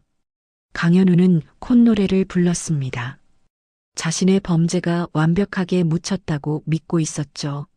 한편 수인의 원룸. 수인은 침대에 누워 천장을 바라보고 있었습니다. 핸드폰이 울렸어요. 박 회장의 전화였습니다. 여보세요? 수인이 떨리는 목소리로 받았습니다. 수인 씨, 내일 아침 병실로 오게. 박 회장의 목소리였어요. 자네가 꼭 봐야 할 것이 있어. 무엇을 보라는 건가요? 내일 알게 될 거야. 꼭 와야 하네. 박 회장은 그렇게 말하고 전화를 끊었습니다. 수인은 핸드폰을 내려놓고 가슴에 손을 얹었어요. 심장이 빠르게 뛰고 있었습니다. 무슨 일이 일어나는 걸까? 불안한 밤이 깊어갔습니다. 서울의 밤하늘에는 먹구름이 몰려들고 있었어요. 폭풍우가 몰아치기 직전에 고요함 같았죠. 박 회장은 병실 창가에 서서 밤하늘을 바라봤습니다. 내일이면 모든 게 끝나겠군. 그의 눈빛은 단호했습니다. 심판의 날이 밝아오고 있었습니다. 다음 날 아침, 병원장 김태수는 거울 앞에서 넥타이를 매만지고 있었습니다. 회장님이 직접 부르시다니 분명 포상이겠지. 그는 만족스럽게 웃었어요. 강 과장 덕분에 회장님 목숨을 구했으니까 병원 홍보에도 도움이 됐고 병원장은 고급 양복을 입고 병실로 향했습니다. 같은 시각 강현우도 기대에 차서 준비하고 있었어요. 오늘은 내 날이야. 회장님한테 포상받고 승진도 하고 그는 콧노래를 부르며 복도를 걸었습니다. 하지만 두 사람 모두 몰랐죠. 자신들을 기다리는 게 포상이 아니라 심판이라는 걸요. VIP 병실 앞. 병원장과 강현우가 거의 동시에 도착했습니다. 원장님 안녕하십니까? 강현우가 아부하듯 인사했어요. 그래. 오늘 좋은 일 있겠어. 병원장이 으스댔습니다. 두 사람은 병실 문을 두드렸어요. 들어오시죠. 장 실장의 목소리가 들렸습니다. 문이 열리고 그들은 병실로 들어갔어요. 그런데 분위기가 이상했습니다. 박 회장은 침대에 앉아 있었고 그 옆에는 수인이 서 있었어요. 장 실장은 험악한 표정으로 문 옆을 지키고 있었죠. 회장님, 안녕하십니까? 병원장이 어색하게 인사했습니다. 회장님 부르셨습니까? 강현우도 긴장한 목소리로 물었어요. 박 회장은 대답하지 않았습니다. 그는 테이블 위에 있던 USB를 집어들었어요. 그리고는 탁 하고 소리나게 테이블에 던졌습니다. 이게 뭔가? 박 회장의 목소리는 낮고 차갑게 가라앉아 있었어요. 강현우의 시선이 USB에 꽂혔습니다. 순간 등골이 오싹해졌어요.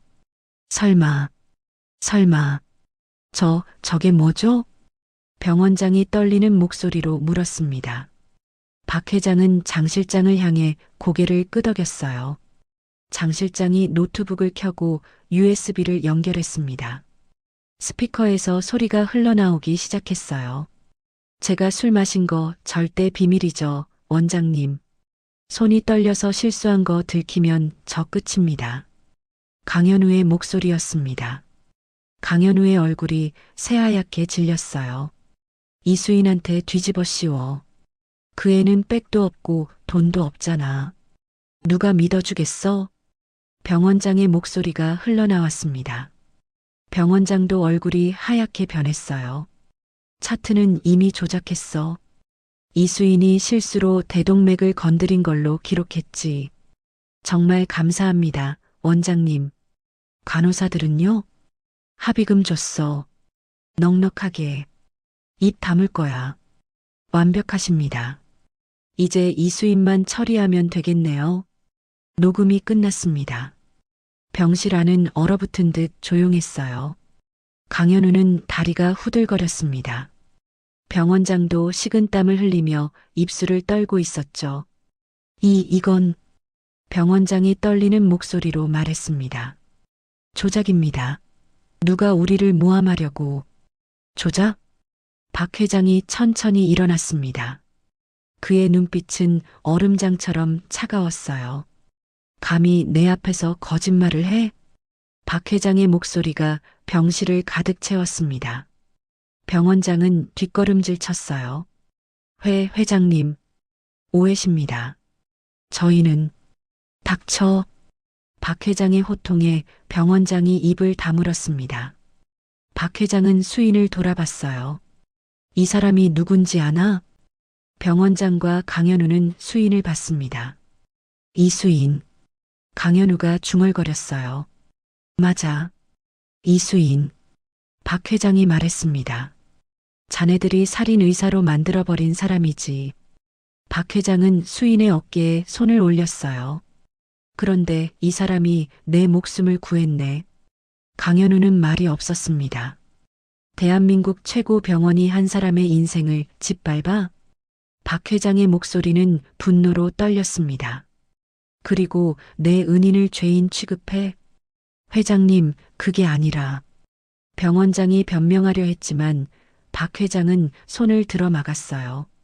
자네들이 뭘 했는지 나도 다 들었네. 박 회장이 USB를 가리켰습니다. 술 마시고 수술하고 환자 죽이고 죄 없는 사람한테 뒤집어 씌우고. 회장님. 강현우가 다리에 힘이 풀려 무릎을 꿇었습니다. 살려주십시오. 제발. 그는 바닥을 기며 박 회장에게 다가갔어요.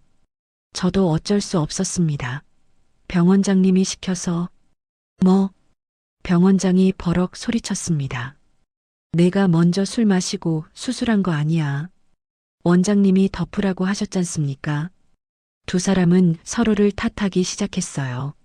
수인은 그 모습을 조용히 내려다봤습니다.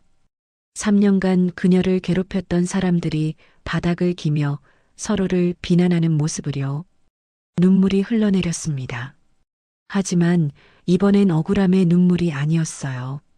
안도의 눈물이었죠. 드디어 수인의 가슴 속에 묻어두었던 억울함이 씻겨 내려가는 걸 느꼈습니다. 박 회장은 장 실장을 향해 고개를 끄덕였어요. 장 실장이 병실 문을 열었습니다. 들어오십시오. 경찰 2명이 들어왔습니다. 저 사람들이 왜? 병원장이 당황해서 물었어요. 체포영장 집행하러 왔습니다. 경찰이 차갑게 말했습니다. 김태수 원장, 강현우 과장, 의료사고 은폐, 증거 조작, 무고 혐의로 긴급 체포합니다. 안 돼. 이건 오해입니다. 병원장이 소리쳤습니다. 하지만 경찰은 그의 손목에 수갑을 채웠어요. 싫어요. 놔주세요. 강현우도 발버둥 쳤지만 소용없었습니다. 회장님, 제발 한 번만 봐주십시오. 강현우가 끌려가면서도 애원했어요. 저한테도 가족이 있습니다. 제발. 하지만 박 회장은 돌아보지도 않았습니다. 이건 모함이야. 모함이라고. 강현우가 복도에서 악을 썼지만 아무도 듣지 않았어요. 병실 문이 닫혔습니다. 드디어 조용해졌어요. 박 회장은 수인에게 다가갔습니다. 이수인 씨. 수인이 고개를 들었어요. 눈물로 범벅이 된 얼굴이었습니다. 너무 늦어서 미안하네. 박 회장이 말했습니다. 자네의 명예는 내가 반드시 되찾아 주겠네. 감사합니다. 수인의 목소리가 떨렸어요. 정말 감사합니다. 수인은 더 이상 말을 잇지 못하고 오열했습니다. 3년간 참았던 눈물이 한꺼번에 쏟아져 나왔어요. 박 회장은 수인의 어깨를 토닥였습니다. 이제 괜찮아. 모든 게 끝났어. 장 실장도 다가왔어요. 그는 주머니에서 손수건을 꺼내 수인에게 건넸습니다. 수인 씨, 고생 많았어.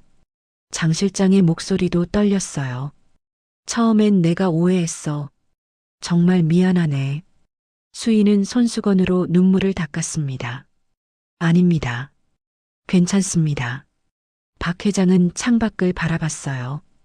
이제부터가 시작이야. 예. 수인이 물었습니다. 자네의 명예를 되찾는 일 말이야. 박 회장이 수인을 바라봤습니다. 재심 청구를 할 거야. 그리고 면허도 되찾을 거고. 정말 그럴 수 있을까요?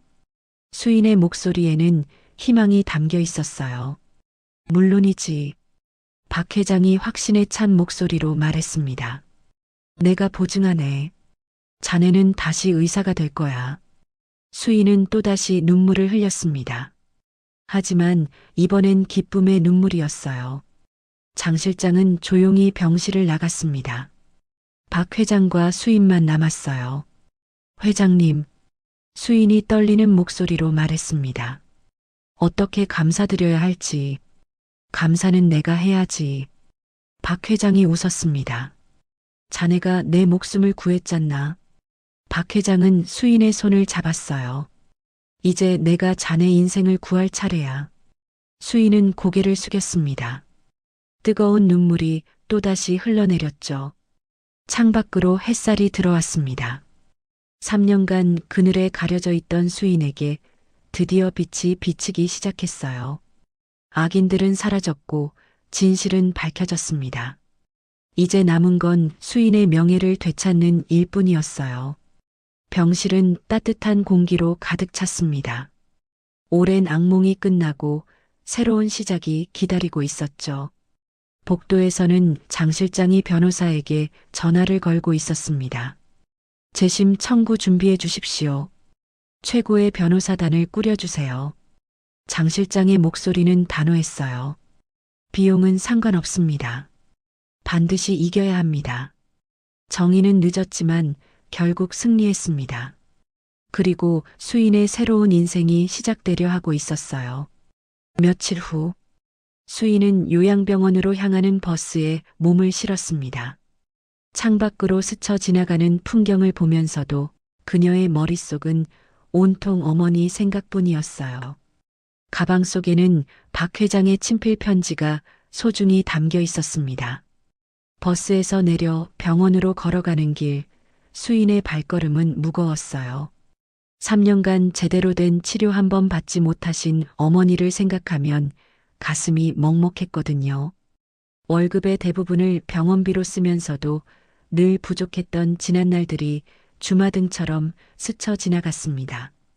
병실 문을 열자 어머니가 침대에 기대어 앉아 계셨습니다. 예전보다 훨씬 수척해진 얼굴이었어요. 하지만 수인을 보자마자 환하게 웃으셨죠. 엄마. 수인이 다가가 어머니의 손을 잡았습니다. 손은 뼈만 앙상하게 남아서 작은 새의 발처럼 가벼웠어요. 수인의 눈시울이 뜨거워졌습니다. 우리 딸 왔구나. 오늘은 무슨 일로 왔어? 어머니의 목소리는 여전히 따뜻했지만 예전의 기운은 찾아볼 수 없었습니다. 수인은 어머니 곁에 앉으며 두 손으로 어머니의 손을 감싸쥐었어요. 그리고 천천히 입을 열었습니다. 엄마, 좋은 소식이 있어요. 무슨 소식인데 그렇게 눈을 반짝이니? 어머니가 수인의 얼굴을 들여다보며 물었습니다. 제 누명이 벗겨질 거예요. 3년 전 그 일 제가 억울하게 뒤집었었던 거 있잖아요. 수인의 목소리가 떨렸어요. 증거도 다 나왔고 진짜 범인들도 잡혔어요. 어머니의 눈이 커지더니 순간 눈물이 주르륵 흘러내렸습니다. 그동안 참고 있던 감정이 한꺼번에 터져 나오는 것 같았어요. 정말이니? 정말 내 누명이 벗겨진다고? 어머니가 떨리는 목소리로 물었습니다. 네, 엄마. 이제 곧 재심이 시작될 거예요. 그리고 수인이 가방에서 박 회장의 편지를 꺼냈습니다. 정성스럽게 봉투에 담긴 편지였죠. 백상그룹 회장님께서요. 엄마 치료를 도와주시겠대요. 뭐라고? 어머니가 믿기지 않는다는 표정으로 수인을 바라봤습니다. 최고급 병원으로 옮겨서 수술 받으실 수 있어요. 그동안 돈이 없어서 미뤄왔던 심장 수술도 받으시고 제대로 된 치료도 다 받으실 수 있어요. 수인의 목소리는 점점 떨렸습니다. 감정이 북받쳐 올라 말을 잇기가 힘들었어요. 이제 괜찮아질 거예요, 엄마. 더 이상 아프지 않으셔도 돼요. 어머니는 수인의 손을 두 손으로 꽉 쥐었습니다. 힘없던 손에 갑자기 힘이 들어갔어요. 우리 딸, 정말 고생 많았구나. 어머니의 목소리는 울음이 섞여 있었습니다. 3년 동안 얼마나 힘들었을까. 엄마는 알아. 내가 밤마다 울던 거 다 알아. 엄마. 수인도 참았던 눈물을 쏟아냈습니다. 저 때문에 엄마가 이렇게 고생하시는 거잖아요. 제가 의사만 안 했어도, 제가 조금만 더 조심했어도. 무슨 소리야? 어머니가 수인의 말을 막았습니다. 넌 잘못한 게 하나도 없어. 내가 얼마나 훌륭한 의사였는지 엄마가 제일 잘 알아. 환자들이 널 얼마나 좋아했는데. 어머니는 수인의 머리를 쓰다듬었어요. 마치 어린아이를 달래듯이요. 엄마는 내가 무죄라는 거 처음부터 알고 있었단다. 우리 딸이 사람을 해칠 리가 없잖니. 그 말에 수인은 더 이상 참을 수 없었습니다. 어머니 품에 얼굴을 묻고 한참을 울었어요. 3년간 쌓였던 모든 서름이 눈물로 쏟아져 나왔습니다. 이틀 후 수인의 어머니는 박 회장의 특별 지시로 대한대학병원 VIP 병동으로 옮겨졌습니다. 수인이 3년 전 일했던 바로 그 병원이었죠. 하지만 이번엔 달랐습니다. 환자의 보호자로서 당당하게 들어갈 수 있었으니까요. 병실은 호텔 스위트룸처럼 넓고 깨끗했습니다. 큰 창문으로는 서울 시내가 한눈에 내려다 보였고 침대 옆에는 최신 의료 장비들이 빼곡히 갖춰져 있었어요. 어머님, 이쪽으로 편히 누우세요. 간호사가 친절하게 어머니를 안내했습니다. 수인은 그 모습을 보며 코끝이 찡해졌어요. 요양병원의 낡은 침대와는 너무나 달랐으니까요. 수인아, 이런 데서 치료받아도 되는 거 맞니? 어머니가 불안한 표정으로 물었습니다. 괜찮아요, 엄마. 회장님께서 다 해결해 주셨어요. 수인이 어머니의 손을 잡으며 안심시켰습니다. 얼마 후 담당 의사가 들어왔습니다. 50대 중반쯤 돼 보이는 온화한 인상의 남자 의사였어요. 보호자분이시죠? 환자분 상태에 대해 자세히 설명드리겠습니다. 의사는 차트를 펼쳐 보이며 천천히 설명하기 시작했습니다. 환자분은 심장 판막 협착증이 상당히 진행된 상태입니다. 판막이 좁아져서 혈액순환이 제대로 안 되고 있어요. 수인은 숨을 죽이고 들었습니다. 그동안 제대로 된 치료를 받지 못하셔서 많이 악화됐습니다. 하지만 의사가 잠시 멈췄다가 안심시키듯 미소를 지었어요. 지금이라도 수술하면 충분히 회복 가능합니다. 저희 병원 최고의 팀이 담당할 예정이고요. 정말요? 수인의 목소리가 떨렸습니다. 네. 수술 성공률도 높습니다. 다음 주 화요일에 수술 일정 잡겠습니다. 의사가 확신에 찬 목소리로 말했습니다.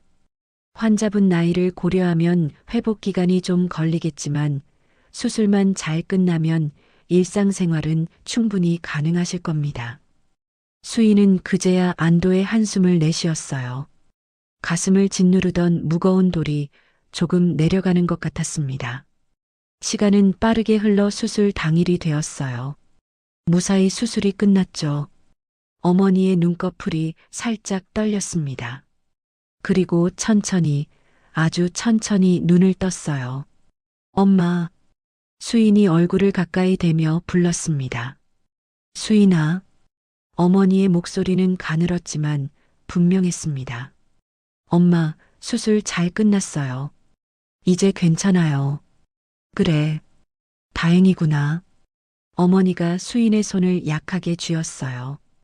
우리 딸 누명 벗은 것만으로도 엄마는 여한이 없다. 어머니의 눈에서 안도의 눈물이 흘러내렸습니다. 수인도 함께 울었어요.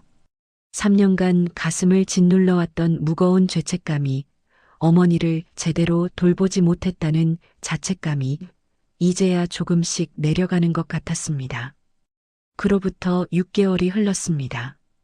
계절은 가을에서 겨울을 지나 다시 봄이 왔어요. 수인의 어머니는 건강을 완전히 회복했습니다. 요양병원이 아닌 작은 아파트에서 혼자 생활할 수 있을 정도로요. 그리고 오늘 법원 재심 선고 공판이 열리는 날이었습니다. 수인은 정장을 차려입고 법정에 섰습니다. 옆에는 백상그룹이 선임한 최고의 변호사 3명이 함께했죠. 방청석에는 어머니와 박 회장, 그리고 장 실장이 앉아 있었습니다. 피고인 이수인에 대한 재심 판결을 선고하겠습니다.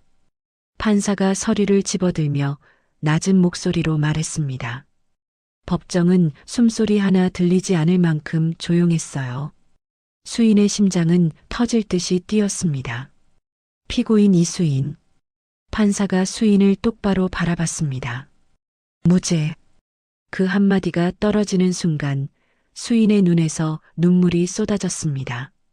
참고 또 참았던 눈물이 댐이 무너지듯 흘러내렸어요. 방청석에서 어머니가 고맙습니다. 고맙습니다 하며 울먹였습니다. 박 회장도 만족스러운 미소를 지으며 고개를 끄덕였죠. 또한 피고인의 의사 면허 취소 처분도 함께 취소합니다. 판사가 계속 말했습니다. 피고인은 의료행위를 다시 할 수 있는 자격을 회복합니다. 수인은 믿기지 않았어요. 3년간 꿈에서도 그리던 순간이 정말로 현실이 된 거였습니다. 법정을 나온 수인은 어머니와 박 회장을 만났습니다. 어머니는 수인을 꼭 껴안으며 한참을 우셨어요. 축하하네, 수인 씨. 박 회장이 악수를 청했습니다. 회장님 덕분입니다. 정말로. 수인이 눈물을 닦으며 말했습니다. 이제 다시 시작이야. 자네의 진짜 인생이 지금부터 시작되는 거야. 박 회장이 따뜻하게 말했습니다. 다음 날, 수인은 백상그룹 비서실로 향했습니다. 손에는 하얀 봉투에 담긴 사직서가 들려 있었어요. 장 실장의 사무실 문을 두드렸습니다. 들어오게. 안에서 익숙한 목소리가 들렸어요. 수인이 들어가자 장 실장이 의자에서 일어나 반갑게 맞아주었습니다. 어제 무죄 판결 받았다며? 진심으로 축하하네. 감사합니다, 실장님. 수인이 봉투를 꺼내 조심스럽게 건넸습니다. 사직서를 제출하러 왔습니다. 장 실장은 봉투를 받아들고 한참 동안 말없이 바라봤습니다. 그러더니 씁쓸하게 웃었어요. 그럴 줄 알았네. 자네 같은 사람이 평생 비서로 살 리가 없지. 장 실장이 봉투를 책상 위에 내려놓으며 말했습니다. 짧은 인연이었지만 자네의 강단과 실력은 절대 잊지 못할 걸세. 실장님, 처음엔 내가 많이 오해했네. 진심으로 미안했고 또 고마워. 장 실장이 진심을 담아 말했습니다. 수인은 고개를 깊이 숙였어요. 아닙니다. 실장님께서도 저를 많이 도와주셨습니다. 마지막에 증거 찾아주신 것도 실장님이시잖아요. 그건 당연한 일을 한 것뿐이네. 앞으로 좋은 일만 가득하길 바라네. 장 실장이 악수를 청했습니다. 수인은 비서실을 나섰습니다. 복도를 걸으며 지난 몇 개월을 떠올렸어요. 파견직 비서로 이곳에 처음 왔던 날, 회장을 살렸던 그날, 모든 게 주마등처럼 스쳐 지나갔습니다. 그리고 박 회장의 호출을 받고 회장실로 향했습니다. 들어오게. 문을 두드리자 박 회장의 목소리가 들렸습니다. 수인이 문을 열고 들어가자 넓은 회의 테이블 위에 커다란 서류들과 설계도가 펼쳐져 있었어요. 마치 건축 현장의 작업실 같았습니다. 앉게. 박 회장이 자리를 권했습니다. 수인이 앉자 박 회장은 두꺼운 서류철 하나를 그녀 앞으로 밀었어요. 표지에는 금빛 글씨로 이렇게 적혀 있었습니다. 백산 심장혈관센터 설립 계획서. 수인은 눈을 크게 떴습니다. 이게 이번 일을 겪으며 많은 생각을 했네. 박 회장이 창밖을 바라보며 천천히 말했습니다. 돈보다 생명을, 권력보다 양심을 지키는 병원. 그런 병원이 정말 필요하다는 걸 깨달았어. 박 회장은 설계도를 펼쳐 보였어요. 웅장한 건물의 투시도가 그려져 있었습니다. 현대적이면서도 따뜻한 느낌의 건물이었죠. 이 심장혈관센터는 1년 후에 완공될 거야. 박 회장이 손가락으로 설계도를 가리키며 설명했습니다. 최첨단 시설은 물론이고 최고의 의료진을 모을 생각이네. 돈이 없어서 치료받지 못하는 환자가 없도록 저소득층을 위한 무료 진료 시스템도 갖출 거야. 수인은 설계도를 물끄러미 바라봤어요. 꿈 같은 이야기였습니다. 그리고 말이야. 박 회장이 수인을 똑바로 바라봤습니다. 센터가 완공되면 자네에게 한 가지 부탁을 하고 싶네. 부탁이요? 수인의 눈이 커졌습니다. 초기 설립 멤버로 함께 해주게. 그리고 시간이 지나 자네 실력이 다시 제대로 인정받으면 이 센터의 메인 집도의 자리도 맡아주길 바라네. 수인은 숨을 삼켰습니다. 제가 그런 자리를? 그래. 박 회장은 확신에 찬 목소리로 고개를 끄덕였습니다. 생명을 살리는 진짜 의술이 뭔지 아는 사람. 환자의 고통을 자신의 일처럼 받아들이는 사람.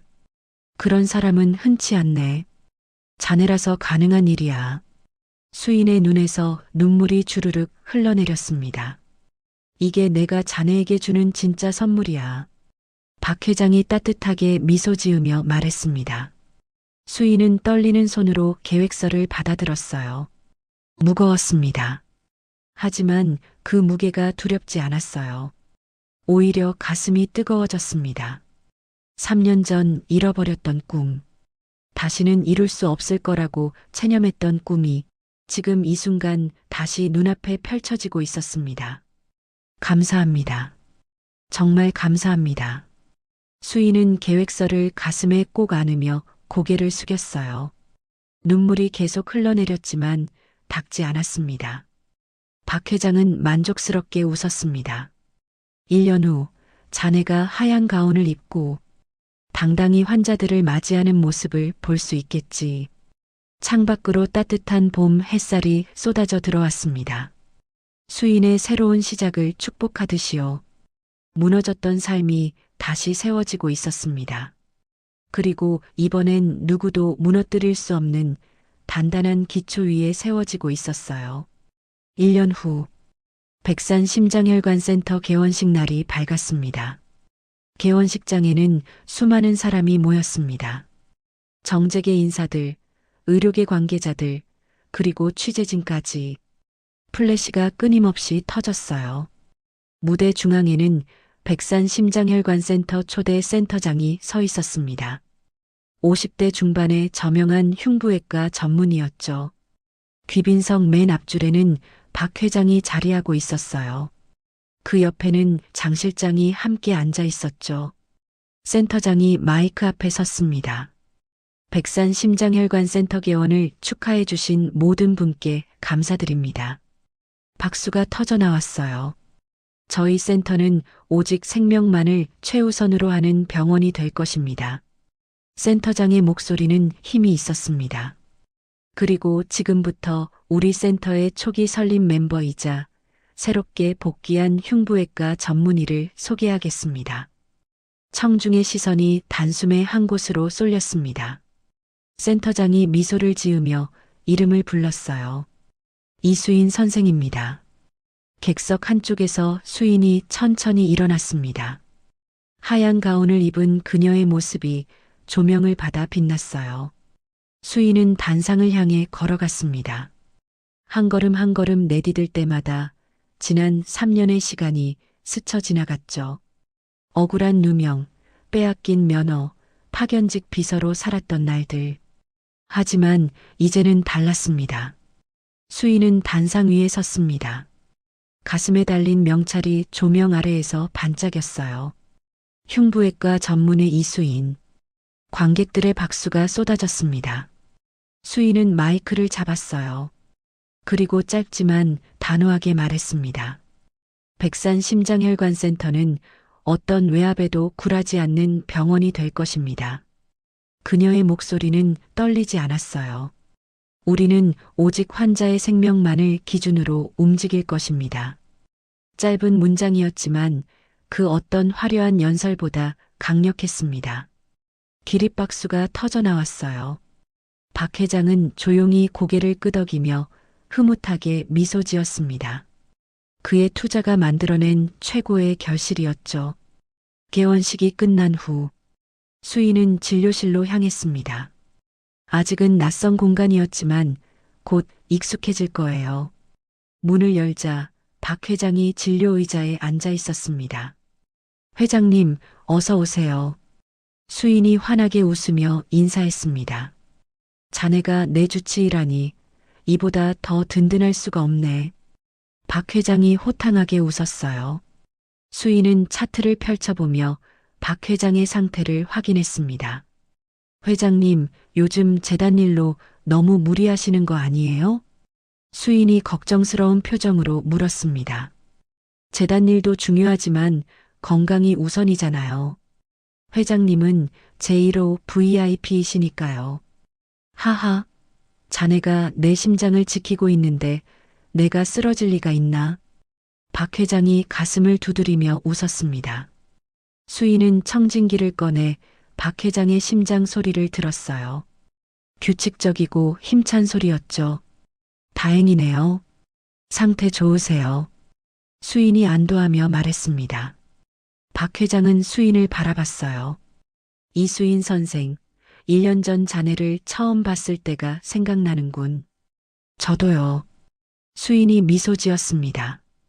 회장님이 계셨기에 의사로서 다시 숨 쉴 수 있었습니다. 수인의 목소리는 깊은 감사로 가득했어요. 아니야. 자네가 먼저 내 생명을 구했잖나. 박 회장이 고개를 저었습니다. 우린 서로의 생명을 구한 거야. 그리고 서로의 꿈을 이뤄준 거고. 두 사람은 마주보며 웃었습니다. 서로의 생명을 지켜주고 꿈을 실현해준 가장 든든한 동반자가 된 거였죠. 박 회장은 천천히 일어나 외투를 걸치며 말했습니다. 앞으로 더 바빠질 걸세. 이제 시작이니까. 수인은 고개를 끄덕였습니다. 네, 회장님. 저도 준비돼 있어요. 박 회장은 문을 나서기 전 다시 한번 그녀를 돌아봤습니다. 자네가 가는 길에 많은 생명이 걸려 있을 걸세. 그 손을 믿고 따를 사람들이 점점 늘어나겠지. 수인은 그 말에 조용히 미소 지었습니다. 따뜻한 햇빛이 창을 통해 들어와 그녀의 하얀 가운에 부드럽게 스며들었어요. 그 순간 수인은 깨달았습니다. 3년 전 세상에서 가장 깊은 어둠 속에 떨어졌던 자신이 지금은 누구보다 밝은 자리 위에 서 있다는 것을. 이제 그녀는 더 이상 누명을 벗기 위해 달리는 사람이 아니었습니다. 앞을 바라보며 생명을 향해 걸어가는 의사였죠. 진료실 문이 열리고 다음 환자를 알리는 벨이 울렸습니다. 수인은 숨을 고르고 단단한 발걸음으로 문을 향했습니다. 새로운 시작이 그 앞에 환하게 펼쳐져 있었습니다. 오늘의 이야기가 당신의 마음에 작은 울림을 드렸다면 앞으로도 당신의 나날에 잔잔한 위로가 될 이야기들로 찾아뵐 수 있도록 구독과 좋아요를 눌러주세요. 그리고 사연의 주인공을 위한 따뜻한 말씀도 댓글로 부탁드립니다. 당신의 오늘을 늘 응원합니다. 인생 나날이었습니다.